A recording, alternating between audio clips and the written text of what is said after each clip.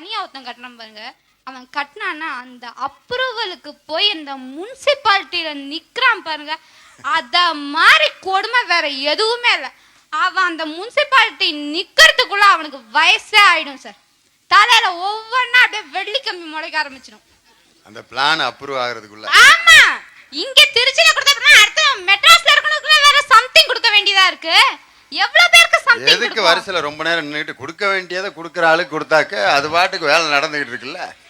அதை போய் அந்த சூட்சுமம் தெரியாம தமிழ்நாட்டில் இருக்க முனிசிபாலிட்டிகளை பத்தி நீங்க பாட்டு குறை சொல்லிக்கிட்டு இருக்கிறீங்க. சரி சார், கொடுத்து பண்றான். ஒரு வீட்டை கட்டுறான், முனிசிபாலிட்டி சொல்றான் முன்னாடி 3 வீடு, பின்னாடி 3 வீடு, சைட்ல 3 வீடு, நடுவுல என்னத்தையா கூடி இருக்கிறது ஒரு ரூம் கிடைக்கும். அந்த ஒரு ரூமா பாத்ரூமா வச்சுக்கிறதா, பெட்ரூமா வச்சுக்கிறதா, ஸ்டோர் ரூமா வச்சுக்கிறதா, கிச்சனா வச்சுக்கிறதா, என்னதை வச்சுக்கிறது? ஒரு ரூம் 4 வகுத்து ஒன்னு பாத்ரூம் ஒன்னு இல்லாட்டி சில வீட்டுல பாருங்க காலையில பெட்ரூமா இருக்காது, நைட்டு வந்து சாப்பாட்டு ரூமா மாறிடுறேன்.